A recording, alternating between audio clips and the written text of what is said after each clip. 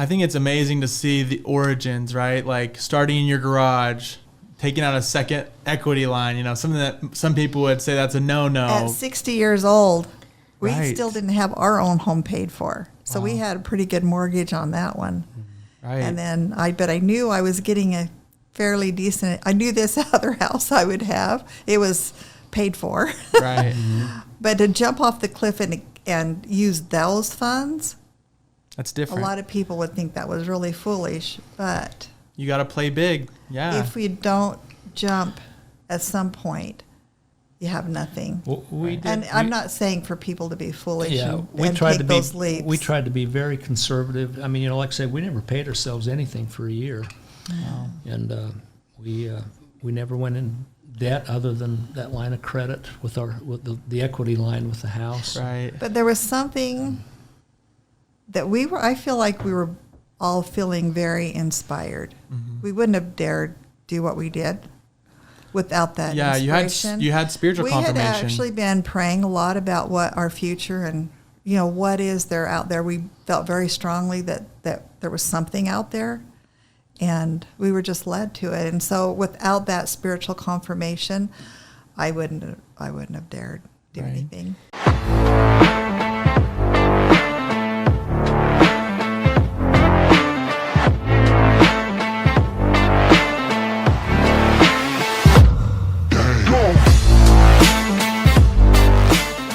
Today, we had Bill and Judy Edwards on the podcast, and they are my lifelong mentors and friends, and they're also the creators of Squatty Potty. Yes, most of you will probably know them from that, being on Shark Tank or Dr. Oz or even Howard Stern, giving them shout outs. Incredible people. The biggest takeaway from me, though, is despite their success, the advice they'd give is to not compare yourself to others. Whether you're making $1 million a year or $100 million a year, there's always a bigger fish and always a smaller fish. And so I think it's just really powerful that we have to learn to be happy in our circumstances today. Yeah, from a spiritual level, they're always full of gratitude and humility. And from a business perspective, talk about jumping off the cliff in your 60s and starting a new venture. That's something I think everyone's going to be interested to hear. It's going to provide a lot of value. So hope you enjoy. This episode is brought to you by Big Storage Ventures. We are now inviting you to team up and partner alongside us. We bring our experience hunting storage deals and maximizing the self-storage asset to provide our partners with cash flow, tax benefits, and appreciation, all in one recession-resistant asset. Leverage our sister company, Big Ben's Moving Service, to fill your facility and give you an edge over the competition. Reach out to bigstorageventures@gmail.com or DM Big Storage Ventures on Instagram to team up. Well, I want to talk about that experience. I mean, that crossroad. You guys were up there in Delta. And We actually were back here. So after we sold the Big O Tire store, we moved back. got it. We went from St. George to Delta to Roseburg, Oregon, Right. back to Delta in 2002. So we moved to St. George in 1988, moved to Delta in 1995, and then to Roseburg in 1999, and was there 3 years and came back to St. George in 2002. Got in the coating business, Right. and then in 2010 we started Squatty Potty. Absolutely. Is the calendar.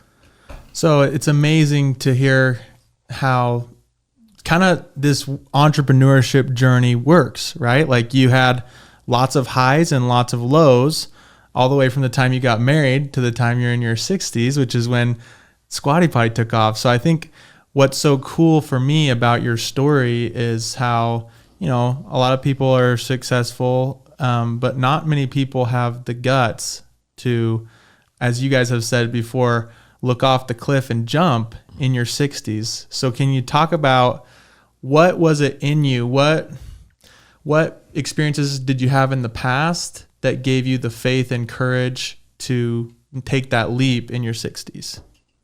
Desperation. I guess I guess we could go back. We were Go back. We were married as kids. Judy was 17 and I was 18. Barely. Judy wasn't even out of high school. She was still a junior. She did finish her senior year at my school. I was. Did they have to sign a permission slip or something? No. Almost. Yeah. Oh, yeah, you know what? Yeah, I did. I did. Judy. I think I did I too. think we both did because I Yeah. think women had to be 18 and men had to be 21, I think, for some reason. Really? Yeah, so we needed our parents' permission to get married. Wow. And my parents loved him more than me, so they were happy. They were happy to get rid of this rebellious So you, teenager. how old were you when you met? Because if you got married, 14. Okay. So you guys literally grew up together. We really did. Yeah. Yep. But we and I don't know. We never went to school. We didn't then, and we weren't independent. Our parents wasn't able to help us. We had kids immediately. We started a family right off, and I went to work for Meadow Gold Dairy.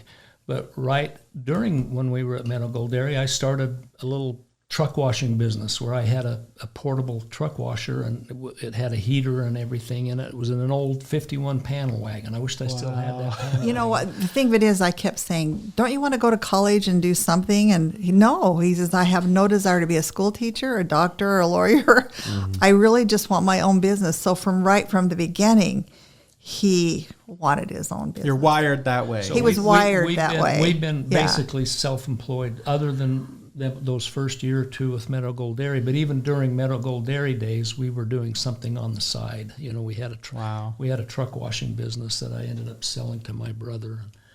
But even if you're an entrepreneur, I really highly recommend going to school and learning about business. We really had to learn things the hard way. So that's a warning to everyone. You really do need your education. It would save a lot of grief. Callan with accounting, you got an accounting Yes. background. Yeah, He has a That would be master's. so important and so that would have been helpful. great for me because I helped him with the books on all the businesses we did, and I had to literally learn everything from scratch and made a lot of mistakes. So Yeah, it was Jason Lindsay. He's the Overstock.com guy. he was a partner with us. Oh, really? For Squatty Potty? In the early days? Yeah, we he called him. injected a lot of capital on the upswing. Well, he didn't inject a lot of capital. He got a good deal. He But got he a got good a good deal. deal. But he brought a lot of experience. He brought a lot of experience, and him and Mike Strong. We call them Right. our first suckers. We suckered them in, but I think it ended up a really, really good deal. I remember signing that with them, and he wanted half. We didn't want to give up half. Right. And we walked away from that thinking, well, either in 5 years we're going to be really kicking ourselves, or they're going to be really unhappy with us. Yeah. One of these. And we ended up actually really kicking ourselves, of course. But they did really bring a lot to the table as well, because they had gone through business, Tons of experience. They brought the experience that we did not have, which was worth a lot of money. Yeah, I think that's really interesting that it's probably was so hard. Like, did you end up giving up that much? We gave up 50%. 50%. But you saw the value in that return with those investors? Yeah, and I think one of the reasons we were willing to do that is I've always said I'd rather have 50% of something than 100% of nothing. Yeah. And I knew with our lack of education and lack of experience that it may possibly be a nothing, because we've had a lot of nothings in our life. And so I think that's one of the reasons. You just have to look ahead and, know your own capabilities as well. Some people want to own everything and have total charge and do it all. You cannot do that and do it well. Where Jason and Mike added so much to us is some when we were getting started, helping guide us. Jason was able to negotiate freight rates with us. I think we had the exact same freight rates as Overstock.com. Oh, wow. I don't think there's too many people too many countries, too many businesses in the country that would have better. Maybe Amazon for sure. We figured that first year it saved us as much, over like $300,000 or so. It saved us hundreds of thousands of dollars, so he helped there. And then when we sold the business, when we got out of the business, his business acuity and knowledge was just invaluable. He helped negotiate in other helping us to other to contracts. Exit the business. It was worth having. Instrumental. It was him. Cool. Yeah, him and Mike Strong was a very good marketer. he could sell refrigerators to Eskimos. So, you know, it's they both brought some stuff. Absolutely. It was real, and you know, we have no regrets. You know, we really don't. It worked out very well for all involved. I want to jump backwards a little bit, but before we do, I want to talk about what you said about rather give up a piece of it and grow something than have 100% of nothing. I feel like it's just my perspective. You can grow a business to be a 6-figure business on your own, maybe. But if you want to grow a 7, 8, 9-figure business, you need help. Like you need to cut people in at a high level. You need to delegate. You need to get out of the way of your business, right? And I think that's a really good takeaway for you guys, and it's something that people can apply in their business if they have that big goal. No one is capable of doing everything well. Right. We have areas of expertise. Either we're good at books or we're good at sales, but few people are good at it all. And so you start getting people who are good at things, different things, and into your business, and then you're going to be able to really have it grow. Skill and the bandwidth. No one has the skill to be good at everything. No one has the bandwidth, even if they did have all the skill. Exactly. Mm-hmm. So you really need that. So, okay, so you brought up Mr. Lindsay, who said you needed to be a technician and get that education, right? Yeah, I mean, we were talking about education, and I was actually a speaking companion with Jason Lindsay after I got home from my mission. But he was the one who was like, you got to get an accounting degree. Like, was he a high councilman, you mean? Yeah. Oh. Yes.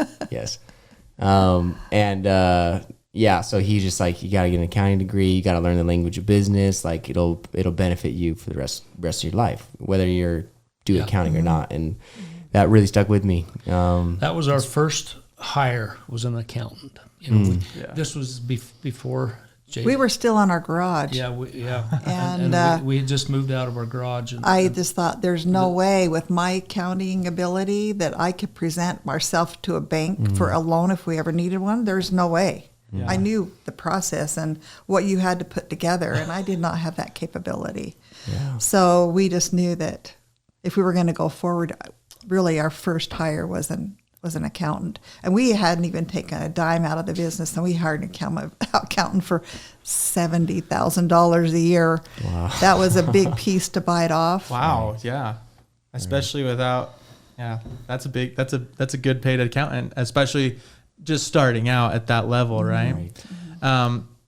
He actually gave me the same advice. I didn't take it. But the same advice to get an account. I just got a normal bland business degree. I just wanted to push through it. It worked out. I'm not that wired that way. But let's go back to, so you kind of talked about your entrepreneurial personalities, right? And then how did Squatty, you kind of skipped ahead and said it started in your garage, but talk to us about the origins of Squatty Potty and those early days. Well, they say that necessity. That's the word. Mother necessity. Yeah. Necessity is the mother. The mother of all inventions. Right. You've heard that a zillion times. And because I had issues all my life, I had gone to a colon hydrotherapist. I was 60 years old, and I had bought a new home, and I had put taller toilets in the house, and it's made my problems worse. So I went to her, and she says you should never, ever use the bathroom without a stool under your feet. Your knees need to be raised above your waist. And I thought, gosh, I'm 60 years old. I've looked at everything for this issue, and why have I not heard that before? So I came home and started looking online the benefits of squatting. There was a lot of information on there. I thought, gosh, I need to get me a toilet stool. Well, I typed in toilet stool in Google. In 2010, there was no such thing as a toilet stool. So almost double necessity. You talked about the desperation of wanting to carve out a legacy or retirement, and then you also had the health problem that you wanted to solve. So I've always been into natural remedies. I hate taking meds and pills, and I know the damage that can cause. So our wives would love you. Because of that mentality, I'm always looking for a fix that I can fix on my own. Yeah. I just have to put a plug that I'm a huge Squatty Potty fan, and I have been for years. I don't know if you remember, but I actually helped you guys move with Ben, I was on that move job. We moved your old house to your is guys' that new right? house You on the helped us hill. move in. Oh, Yep, I to your forgot new about garage that. and everything. But that was the first time we met. But So you wrestled that elliptical machine. Up there. all that stuff. It was such a pleasure to meet you guys back then. But I am a huge fan, and I will not use the bathroom without a squatty potty. I have a squatty potty in every single house. I tell everyone to get one. I wish I had like a portable pocket squatty potty that I could take. The next patent. Yeah. That's honestly like We actually have a portable, you do Okay. a foldable. It's a foldable. Okay. It'll fit in your suitcase real well. Suitcase, not my pocket, but my suitcase. So I mean, if I'm anywhere, I'm always lifting. I can't go to the bathroom without a squatty potty. Yeah, you're finding the garbage cans or whatever Yes, you can at the anything that's on hotel. the side. Yes, Yeah. I'll put those down. A funny story. It's you so know. true. You can't once you go to squatty potty, you cannot go back. You know, it is so amazing. A funny story. Our son-in-law, says, "I don't need a squatty potty." So I go to the bathroom I go to fine. the bathroom fine. So he worked. So our daughter one day went to his office, where he worked. And she went into the bathroom where he works, and there was 2 1-gallon paint cans in front of the toilet. Well, they were sitting at the side, and he had Yeah. brought him in there so he could lift up his And feet. so she said, "Joe, what's these?" And he said, "Well, it kind of helps better, more than I think." Yeah. No, it's so true. If you try it and it helps so much, and you just don't want to go back. Like you can't go to the bathroom anywhere else. And it's like, so anyways, that's my plug for everything. I love the company, but it's so cool because like Ben said, you literally made that connection. It was just, you searched the internet and it wasn't there. And that was the solution you guys had. Well, that's where my son came in, which he said one day to me. He says, well, let's make a stool for the task then. Hey, let's market a stool. And I'm like, oh.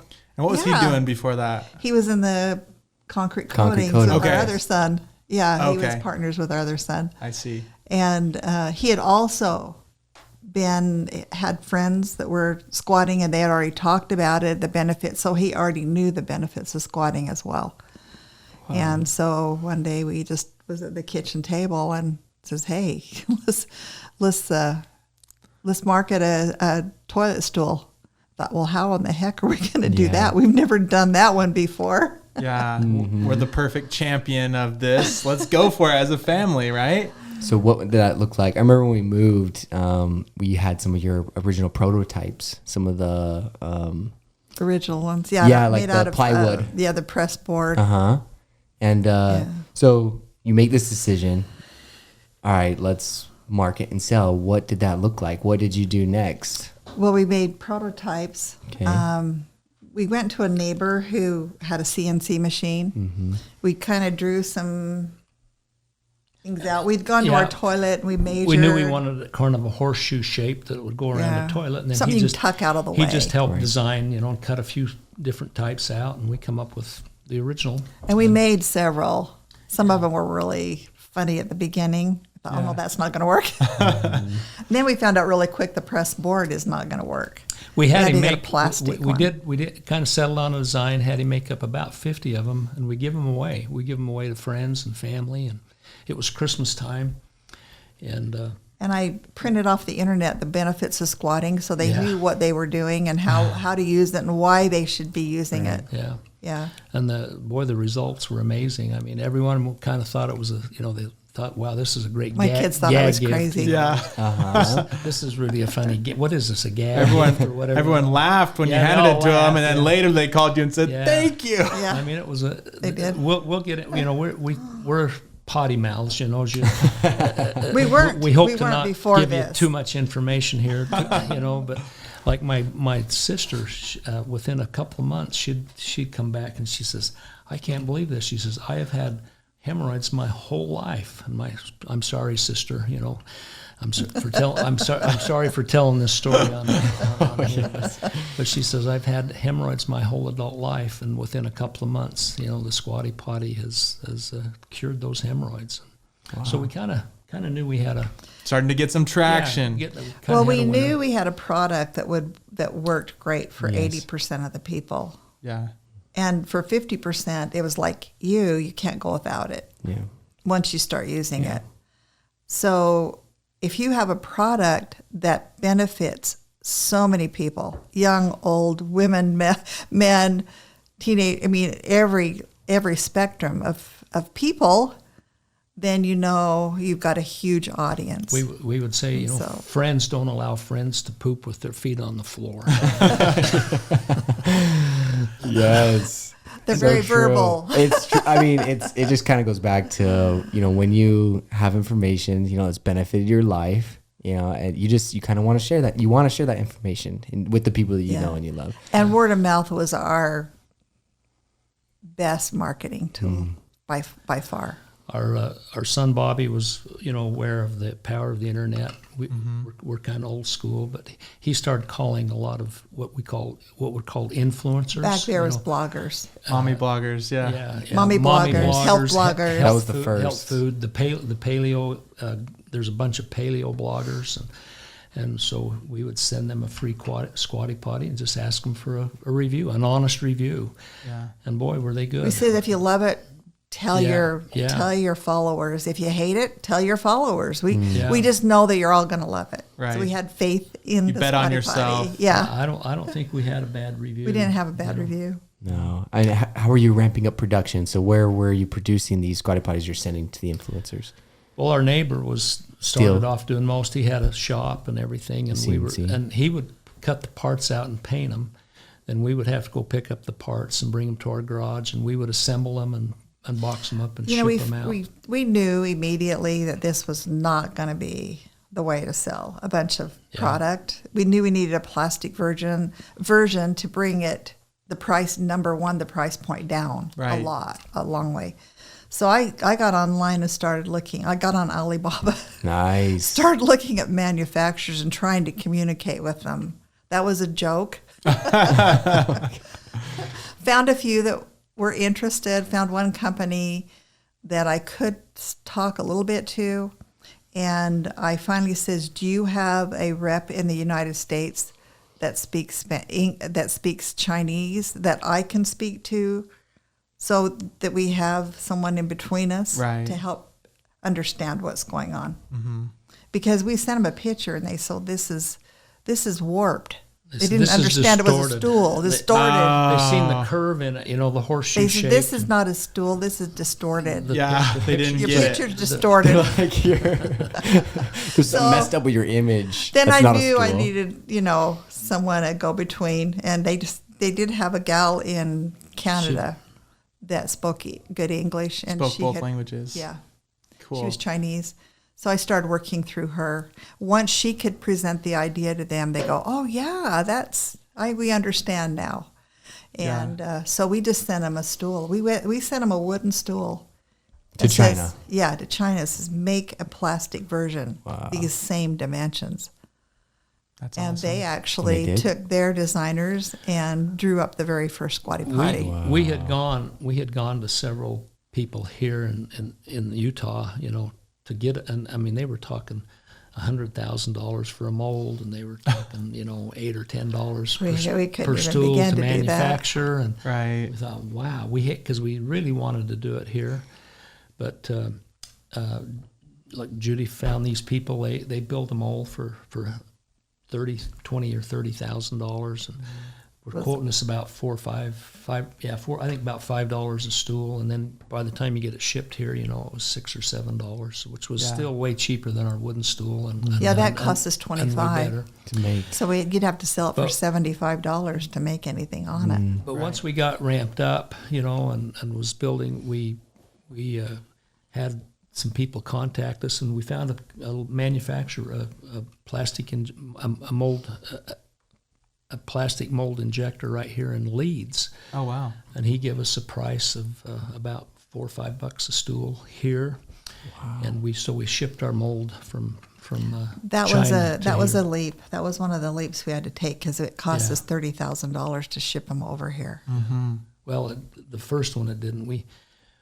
All of them though together, or how much was it? What happened is, so we're getting quite a bit ahead, but we got making them here. Then we got on Shark Tank, and then we got hammered, and we had 2 molds when Shark Tank aired.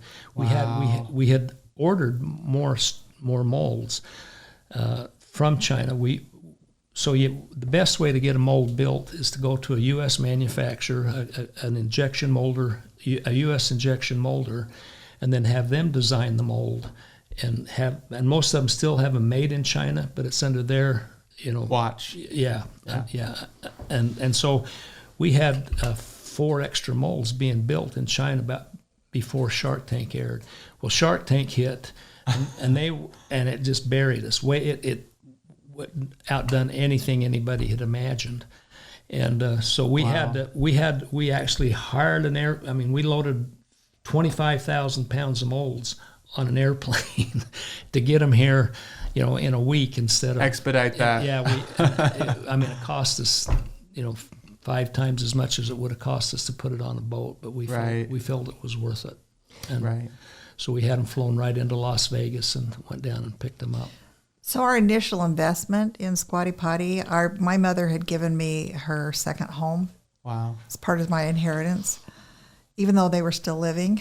I said, Mom, can I put a second mortgage, or can I put a equity line on your house? Wow. And she said, sure. So we took $30,000 off the equity line, and then my son, I have a youngest son who had money from the Rose concrete coating business, and he says, I want to invest $50,000. Wow. And so that was our initial investment.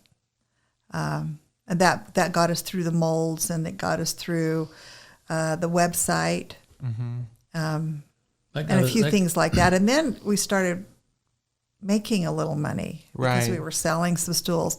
We never, ever borrowed any money. Really? Ever. Wow. The entire journey. Yeah. That's very, very unique. That's very unique. We had a line of credit. And there might have been there was a time or two, but this is, after Shark Tank, after the unicorn video and everything we did. Banks don't want much to do with you at first, and after we know after you do it, then they call you. After you do it, then they want you, and we took out a line of credit after we didn't need it. Yes, they loan you when you don't need the loan. Did we ever use it? We did. Different periods of time when we had big inventories or something. For a time or two, but we could have got by. It was never long term, never just very short, like a few months. Wow. So, go ahead. No, it was never mind. No, I think it's amazing to see the origins, right? Like starting in your garage, taking out a second equity line, something that some people would say that's a no-no. At 60 years old, we still didn't have our own home paid for. So we had a pretty good mortgage on that one. Right. And then I knew I was getting a fairly decent, I knew this other house I would have. It was paid for. Right. But to jump off the cliff and use those funds, that's different. A lot of people would think that was really foolish, but you got to play big. Yeah. If we don't jump at some point, you have nothing. Well, I'm not saying for people to be foolish and take those leaps. We tried to be very conservative. Like I said, we never paid ourselves anything for a year. No. And we never went in debt other than that line of credit with the equity line with the house. Right. But there was something that I feel like we were all feeling very inspired. Mm-hmm. We wouldn't have dared do what we did without that inspiration. You had spiritual confirmation. We had actually been praying a lot about what our future and what is there out there. We felt very strongly that there was something out there. And we were just led to it. And so without that spiritual confirmation, I wouldn't have dared do anything. When it's calculated too. We talk about jumping off the cliff, but you had all this time. We already had a ton of evidence to show it was going to be successful. Yes. And we, did have a parachute. We talk about the journey to Shark Tank, and that's one of the big turning points. But we worked hard. We give a lot of stools away. We marketed. Our marketing was somewhat successful. One of the first breaks we had is just after we moved into we finally had to move out of our garage. Right. And this was all done on our own with our own marketing and different things. we were probably selling on an average of 40 or 50 stools a day, and that's putting them, assembling them, boxing them, and shipping them, and printing.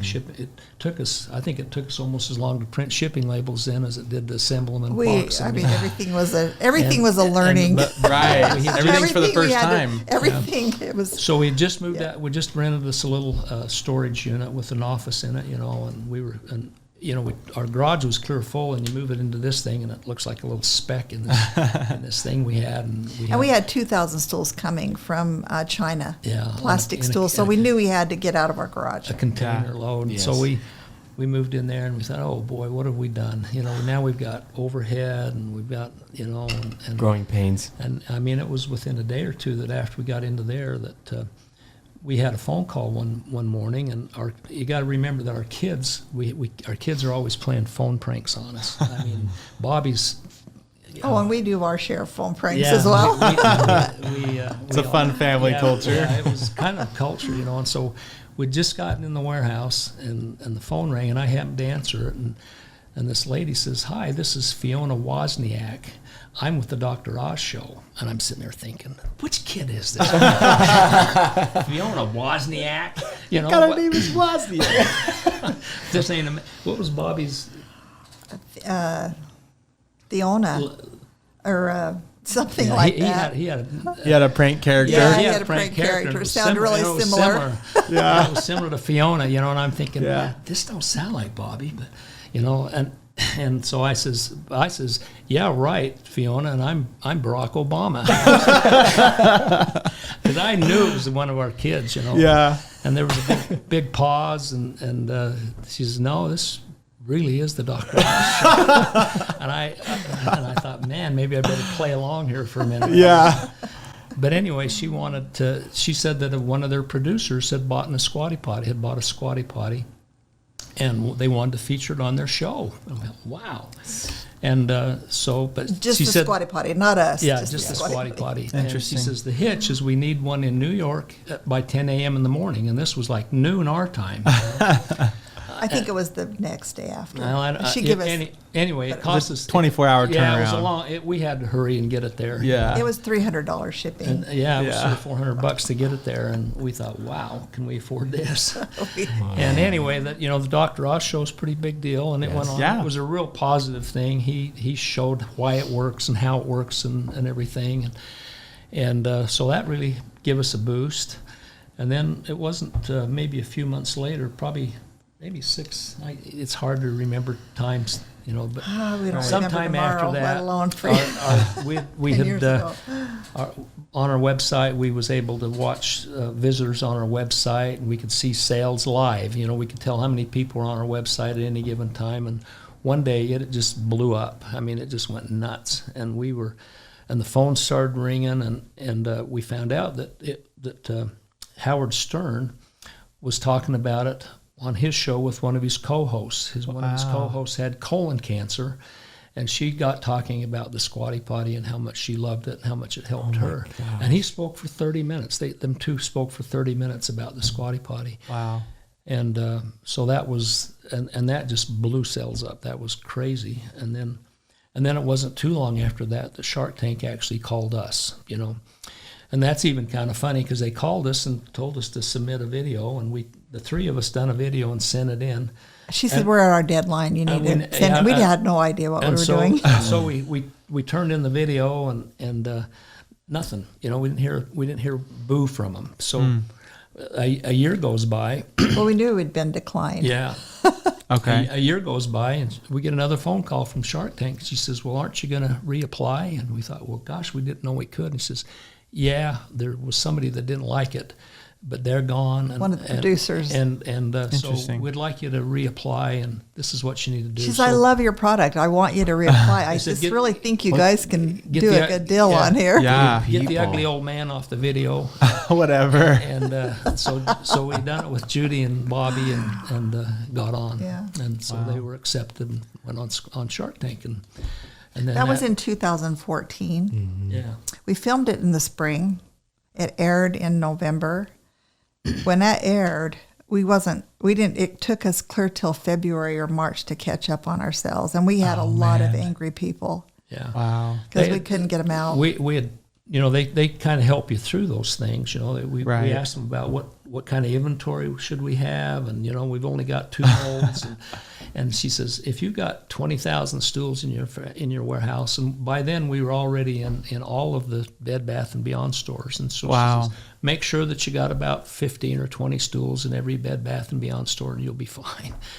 Well, we were sold completely. There was not a squatty potty for sale anywhere within 24 No. hours. Wow. We done what, $1 million? Blew it out of the I water. think we done $1 Yeah. million in 24 hours. So it was just way more than anybody had really expected. We just found out there's a lot of constipated people in the world. Yes.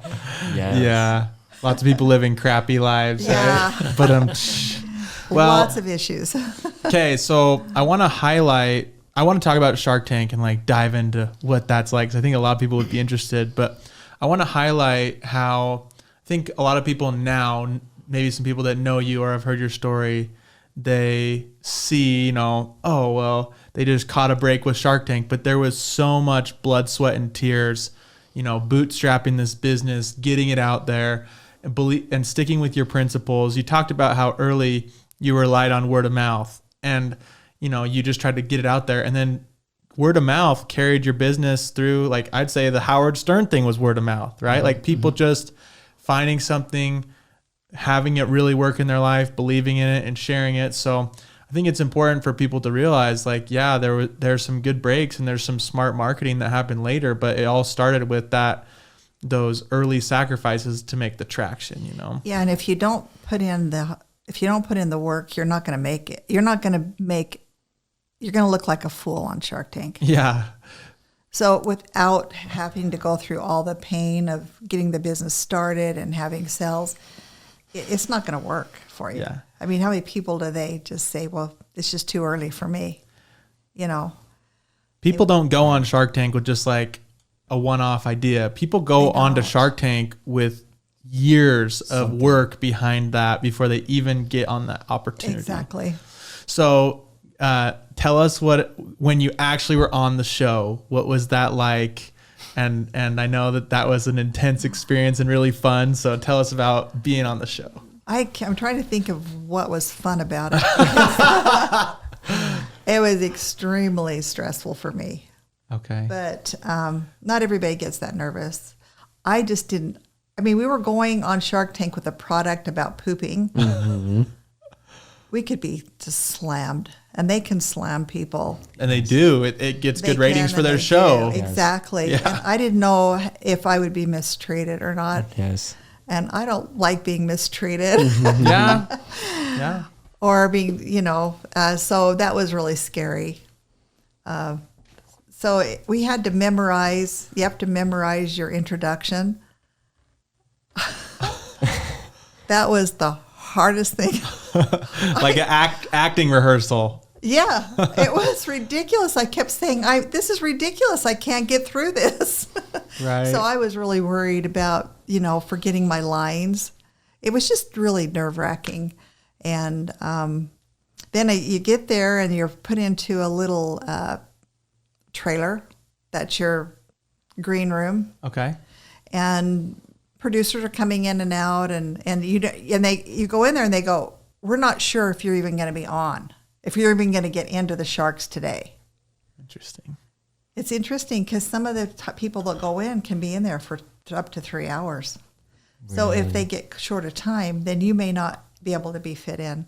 So everything they do is like where you may or may not be on the show. You may or may not be presented for the Sharks. Yeah. So everything is just kind of if. Well, after you get done and you come back to your green room, you can't leave the lot. It was the Universal Studio lot. Oh, wow. We can't leave there until you've been seen by a psychiatrist. No way. Yeah. Is that a California law?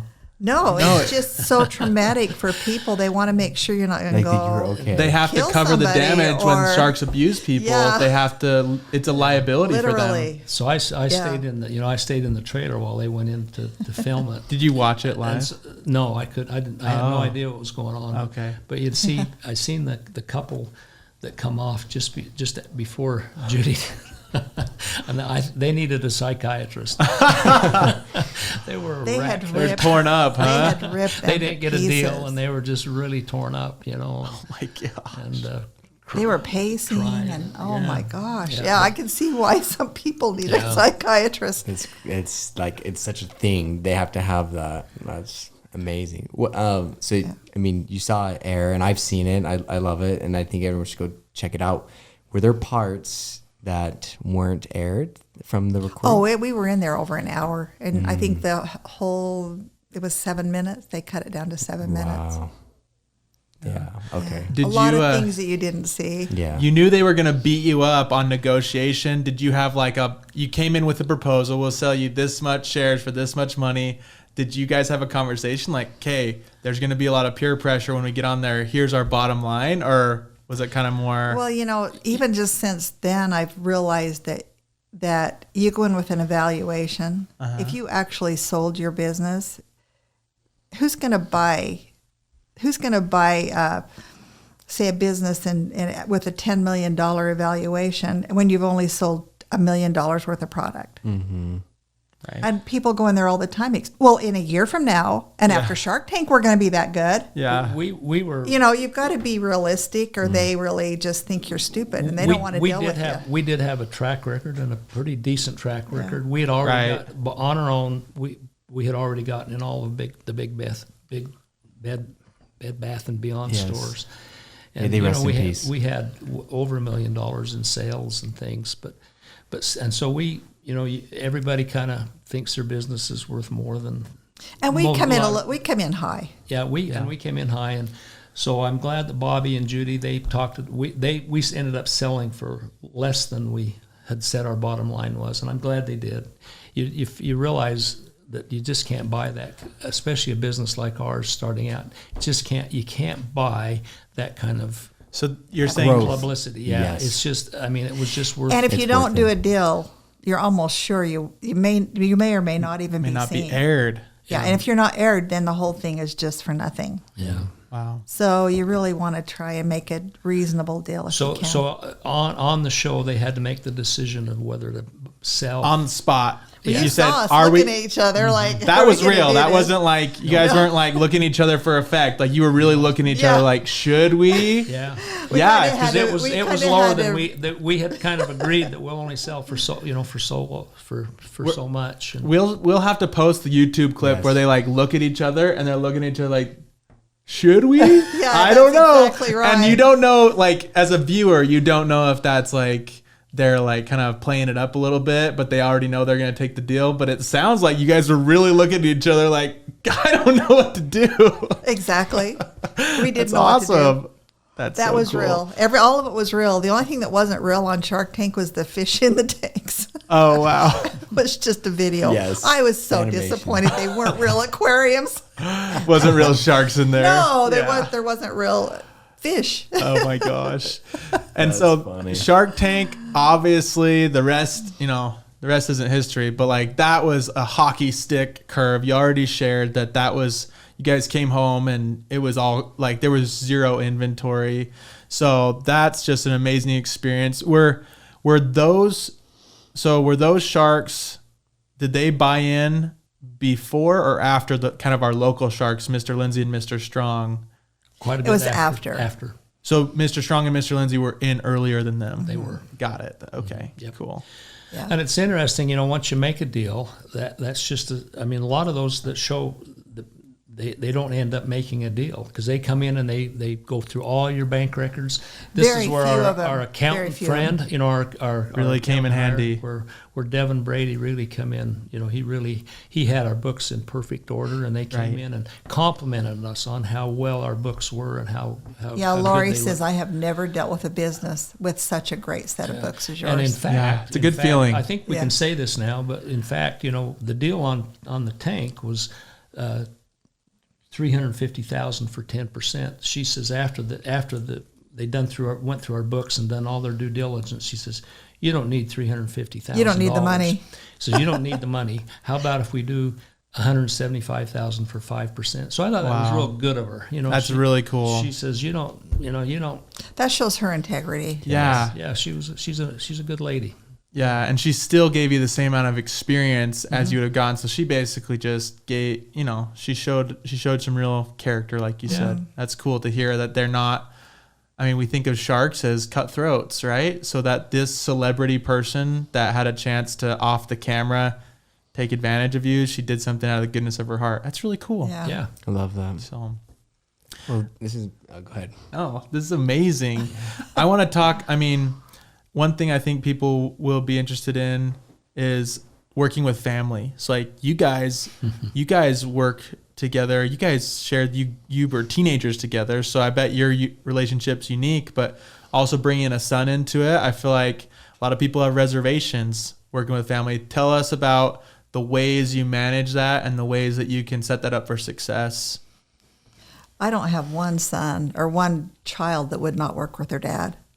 Wow. They know who he is. He has more integrity than anybody I've ever been around. I actually have a son-in-law with the same type of integrity. We just adore him. So, but they're not always the easiest to work with. That's the way to say it. It has its own challenges, and you just kind of have to give people their assignments and their areas of expertise, and we were lucky. And then, we've just been lucky. It worked out. We still all love each other. So I guess actually we're going. That's a win. We're going to Croatia in 2 weeks with all of our kids, just our kids, not our grandkids. We're going to be on a little sailboat all together. So sailing the islands of Oh my Croatia. gosh, bucket list. We'll see if we still love each other when we get there. You're going to love Alaska. it. We went to Alaska, took them all up there for our 50th wedding anniversary, and we had the best time. Our kids, even though they're way different on different pages, my kids really love each other. And if anything we've accomplished in our life, that's probably the best accomplishment we've had is our kids look past each other's faults and they become aggravated with each other, but they are quick to forgive. And I think they get that from their father. And that's special. So that's really helped in our family relationship. How many kids do you have again? 7. 7 kids. And I think the fact that your priorities are family, keeping that legacy together, that shows a lot. And I think your answer, integrity solves a lot of problems. It does. And if you trust each other and you have that, I think you can avoid a lot of the family drama that comes with doing business. So that's awesome. I think so too. Yeah. I love that. Money isn't like the biggest priority. I mean, you mentioned that was one of the greatest joys is them together. And it's cool to see that, the success hasn't, torn that apart. And I'm sure it's rare for some. Well, we've had a lot of bare years, Right. when we didn't have much money at all. But we've always had a roof over our head and food on our table, which I don't know how. Sometimes we did that. But my kids will sometimes call me and they're really unhappy. And I'll say, well, if you're not happy today, you'll never be happy. You need to find that happiness today, whether you're broke or whether you have money, because money has nothing to do with happiness. It may have a lot to do with just because you can pay your bills and that kind of thing. You feel easier at ease. Has to do with security, it for has sure. to do with security, for Hierarchy sure. of needs. But to find real joy and happiness, money really is not part of that. You know where we used to live, Ben? In that neighborhood. So we were in a neighborhood of real modest homes. But then also in that, just right next to our neighborhood was a bunch of trailer parks. Probably the slum of St. George. That went from, some of them really we have a humble stake. And then right across the parkway is $1 million homes. Yes. And so you can get caught up in comparisons. That's where I think people really brings on a lot of unhappiness in their life is when they compare. You can compare our house to the little humble trailer house, or you can compare our little humble house to the $1 million mansions, and or now it's multi-million-dollar. And now we mansions, moved I into guess. $1 million home, and we can compare with the Yeah, there's good. multi-million-dollar homes around Right. us if we want to. Yeah. And the Right. people, And so- our next door neighbor that just sold his business for $1.8 billion. You know? Right. I mean, there's always something that's way better. Comparisons, just You know, it's it just just- a nowhere street. You know, it just Yeah. doesn't go anywhere. And yet, you know, if you even the humblest little trader, you know, they have a roof over their head. They have heating. Most of them have heating and air conditioning. They eat regularly. They have clothes to wear, and they're way better off than so much of the world. You know, so Right. I think we need to keep things in perspective being grateful is a great for whatever you have. Being grateful Yeah. is a So great good. attribute. Well, I think what's so cool about this, and I'm glad you brought up being grateful, being humble, like just being happy with wherever you're at, because so this whole timeline follows kind of how we were rubbing shoulders in the church, and I had no idea about this. Like, I knew you guys were the Squatty Pot. That was your business, right? Like I had heard about it, but I had no idea about your past or like what was going on with how much money was coming in, right? We just worked together first on church stuff. We were serving together. And it wasn't until way later I realized, okay, this is exactly what happened at exactly the same time we were serving together. So I think it just says a lot about you guys that it wasn't someone that was, I don't think of the Edwards as, you know, entrepreneurs first. I think of you guys as disciples first, right? And we just, before the show, we were talking about how you guys just wrapped up yesterday a mission for the church, a service mission, right? So I think it's really cool that you guys still put the priorities first, and no matter if during those hard times when you were raising your family or now with the recent exit, it's like you guys are still the same people through and through. I think that's a good thing to take away. Well, we hope so. I'm really glad you mentioned that, and I think that is worth repeating, just because, like you said, you could be in, now you're in $1 million home, and you could just as easily compare yourself to the multi-million-dollar home. Yeah, $1 million home that's paid for. Yes, gosh, and that's very powerful. But That's really a great It's a blessing. difference. That's really a great blessing. yes, you could have leveraged that $1 million and gotten many more. Yeah. But I think it's so important to hear, because it's a huge problem in today's day with the kids. All of us growing up with social media, the social media age. Comparison's such a big deal, and there's just so much going on. And I don't know if you guys have advice on that, and maybe it's something that you would maybe share with your grandkids. That's how I'll structure the question. What advice would you share to your grandkids? Get rid of your phones.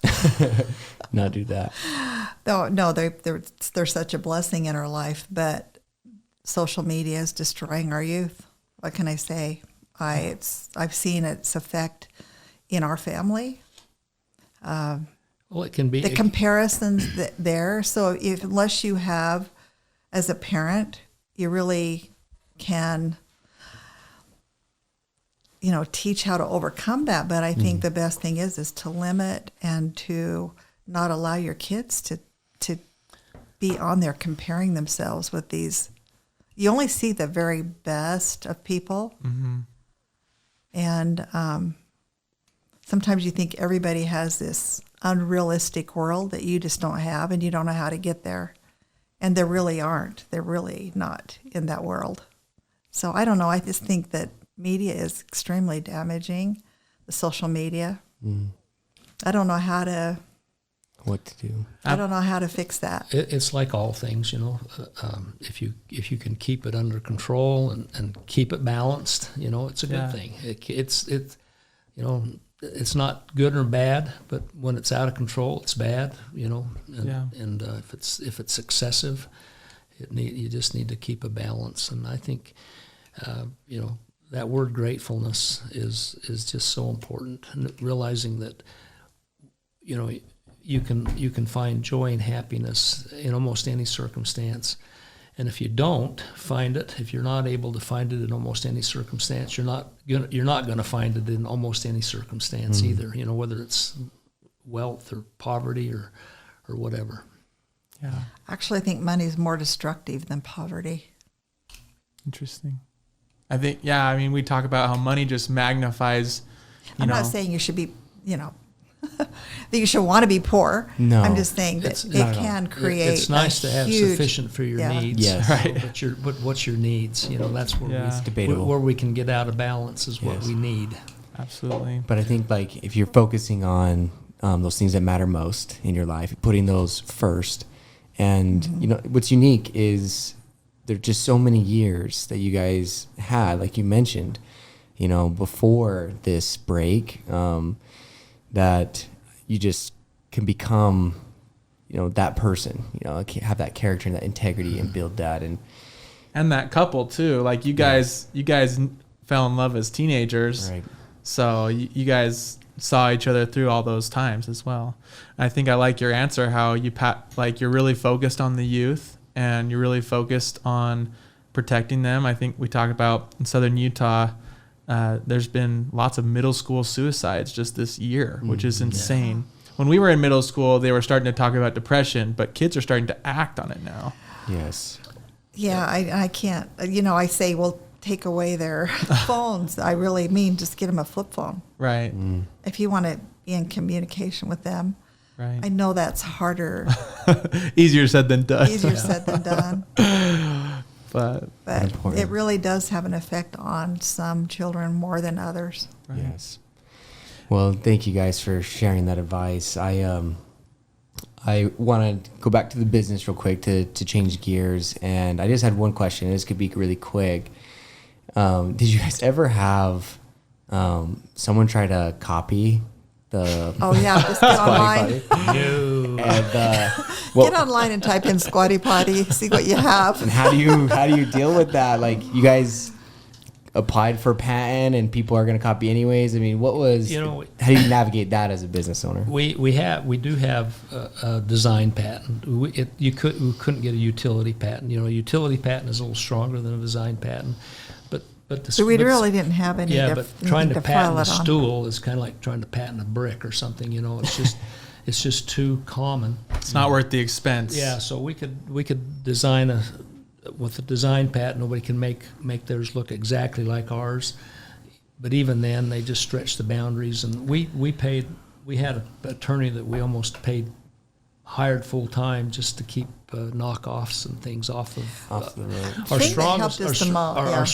Our strongest deterrent was our brand, was our name, Your name. Trademark. our The trademark, trademark. yeah, our trademarks, and Because they cannot use the term Squatty Potty. Right. And that's what a toilet stool is anymore, is a Squatty Potty. Yes. So they can't use that. One example is, most of them are plastic, but we do have some bamboo stools. And as we were trying to design a bamboo stool, we try to do them in the U.S., but bamboo is more labor intensive, and almost all the bamboo comes from China. comes from so China anyway, We did yeah. go to China to design this. We sent this to a bamboo company that we had worked with, and we sent them a design kind of how we wanted And it it to was be. completely new. It Yeah, was it a was new. completely It was- different it was design than new. you'd ever seen.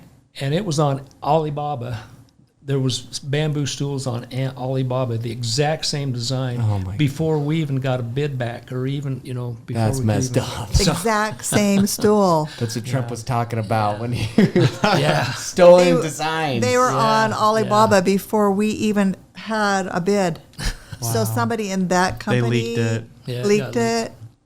Yeah. Yeah. But it's kind of like what's that game, whack-a-mole? You sit there and whack one. And it's just a constant Yeah. whack, whack, whack.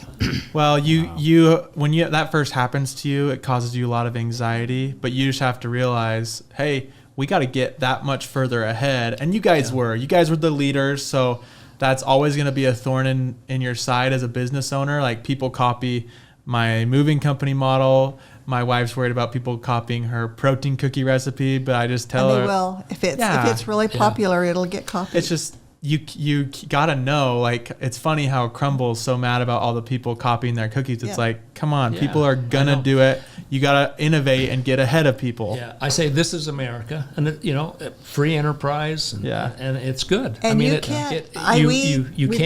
you can't just rest on your laurels. You got to stay on. You got to stay ahead in the We game. would literally have a very hard time selling a toilet stool to everyone in the world. Yeah. Yeah. Okay. I mean, it's just like, that's just life. We just don't have that capability. So think Yeah. about it So that you way can't- as Right. well. The abundant mindset. More It's- people get the health. Yeah. But it goes to brand recognition. It goes to you guys building that brand. Well, And- that's helped us a ton. Right. Yeah. And I think that's a good lesson for business owners. Yeah, being first to market really helps. Yeah. Having a catchy name has a lot to do with your business as well. How'd you guys come up with the name? That's a great, something I don't know. Well, we had been to China about 5 years before we started Squatty Potty, and our tour director kept saying, well, you can either use the Western toilet or you can use the Squatty Potty, meaning the hole in the floor. Yeah. Oh. The squat toilet. You ever been to Asia? They have Yeah, they have a hole in the Yeah, floor. yeah. Or they had some places that actually had a Western toilet. Well, there was always a huge line for the Western toilet. Nobody wanted to squat. Yes. But you were first in line. No. In fact, I didn't Those want are to on the use it floor. either. Those are hard. Prior to us coming out with Squatty Potty, if you Googled Squatty Potty, that's what would come up. That's what would There's come the up. squat toilets in Asia and Iran and places. And where because they we'd have heard squat that term toilets. so much over there, I thought, well, we're mimicking that. Yes. you For know, Western toilets. For a Western toilet. Let's just name it Squatty Potty. So And Yeah. Judy was really surprised when she searched and realized that There was no it trademark had on been it. trademarked. So Yeah. we were very fortunate to get the trademark on. there was Squatty no Potty. website called Squatty Potty. There was nothing. So Wow. cool. It's awesome. I love, we've talked about karma and doing the right thing and just trying to be a good person. And I love, you talking about just being happy in every circumstance. But, I think back to you guys, following those impressions, you following the spirit in your life and decisions you made. And I'm sure we could point all those little things that brought you to where you are. But I think that's just a good lesson, for all of us to try to be good in the world, and good things can come back. And it may not always be this way, I'm not build a Squatty Potty business, but if you have that attitude of gratitude in your circumstances, then you can find happiness. Well, there's a term, what goes around comes around. Mm-hmm. I'm a strong believer of that for sure. Yeah. I've seen that in my life for a lot of years. Yeah. Thanks for coming on, you guys, and thanks for being givers. Like, you guys are serving. You guys are not just taking this and hiding out. You guys are serving missions. They came to do a Shark Tank activity for my youth, which made a huge impact on them. And I know that our listeners are going to be benefited by hearing what you've had to say today. So thank you, thank you, thank you. If there's any other things that you live by that you like, that you feel like could apply to anyone, that would be helpful. But we've been really well fed today. Yes. Yeah, I think we already talked about the thing at the very top of my list is gratitude. Mm-hmm. And if I wake up and don't have gratitude, I have a lousy day. Yeah. So you have to really, It's a decision. it's a decision you make. Hey, I'm really so grateful for this today. I guess I could say, I think probably one of the things that I'm most grateful for is, marriage is hard. This will go, I don't know if this is appropriate in this, It is, yeah. in this podcast, but, marriage is hard. Except for married to me has been, been hasn't had any beds and problems at roses. all. and having kids is hard, and finances. And we had kids, we had real limited finances, and and I remember a time in my life when I thought, I can't do this. This is just, it's too hard, And this is one time when the Lord spoke directly to me, and He just said, "Don't." When I thinking about divorce, just don't go there. Don't go there. And it was real profound for me. And it came at a time when I really needed it. And I think that's the best decision that I've ever made, is to stay married and to, do the best to raise our family together. Wow. And so I think that's had real long-lasting effects on our life and on what's come our way. Yeah. Thank you so much for sharing that. And again, thank you so much for being on the show and for sharing your insights and your experiences and everything. So really, really happy to have you. And Well, thank you for having us. Yeah. We've always been impressed with Ben, and glad to get to know Yeah, I you. tried to line him up with my granddaughters, but it didn't work. Yeah. He wouldn't have nothing to do My with brother Matt's single. Let me see. I still have a few granddaughters that are single. We can still tie the families. How old is Still do he? that. He's 23. Oh, So Yeah. see. we'll I'm trying to think. I think my oldest is Libby's 15. we'll play matchmaker. We'd love to have the Edwards legacy tied in somehow. So, anyways, Thanks for having us. We For appreciate sure. it. thanks for being here. That was another great episode, and you guys are exactly what it means about Beyond Net Worth.